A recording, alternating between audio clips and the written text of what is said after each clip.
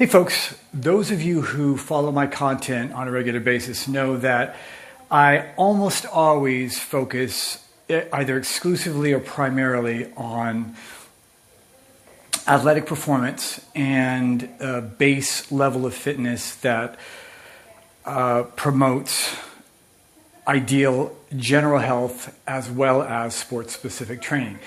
But today I'm going to veer a little bit more towards the aesthetic because it has athletic performance and actually injury risk reduction benefits. So if you don't do this once a week or so, this is a great opportunity to balance out the three heads of the deltoid, and hopefully you're doing pushes and pulls with comparable volume and load. That's sort of the foundational principle for protecting the shoulder. But if you want a better V, first of all of us have genetic limitations. I'm not a big guy, so I don't have really, a big muscular frame. And my sport was boxing, so that worked out great for me. I wasn't really trying to put on a lot of size or thickness.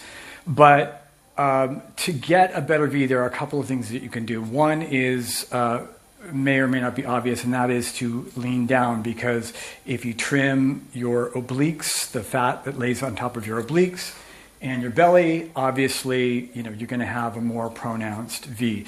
But how the shoulders seat or position relative to your ears and your spine, that's an important component too. So if you're doing pushes and pulls, full range pushes and pulls, compound pushes and pulls with comparable volume and loads, that will go a long way to positioning the shoulder blades in a way that the shoulders come out further.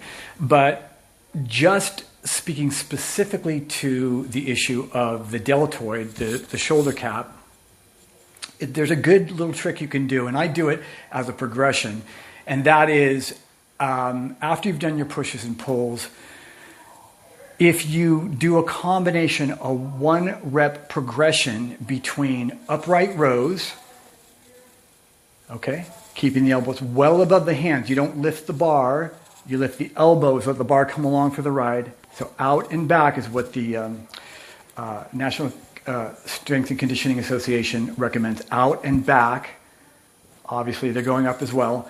I'll do with the same weight, dumbbells, 2 dumbbells and 1 stack with a cable, 1 upright row, then I'll do 1 military press with the dumbbells. Now, it's very important that you don't start with the palms forward, you start with the palms in. Why? Because if you let the arms drop, palms will face in towards the spine. That's the neutral position. That is the ideal position for internal-external rotation for the upper arm. So you should start, when you flex the elbows, it doesn't change the internal-external rotation position for the upper arms.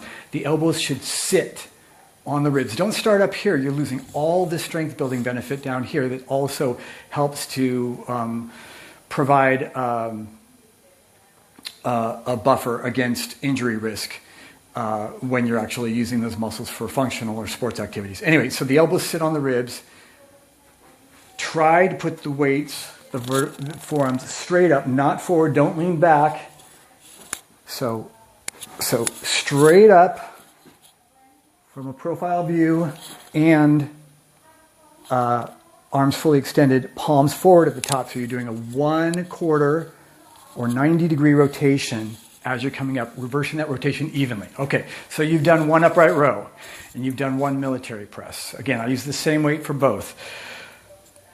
2 dumbbells to add up to whatever it is you're doing the upright row with. Then do 2 of each.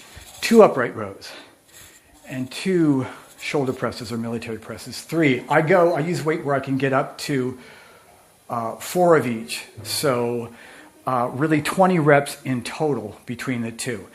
That goes a long way to, again, both stabilizing the shoulder, developing the muscle so that your risk of injury goes down, bringing the shoulders out and down and back, and adding a little bit of volume to the shoulders. And again, if you're doing your pushes and your pulls in a balanced way and with regularity, and you're trimming down, that will be your ideal V.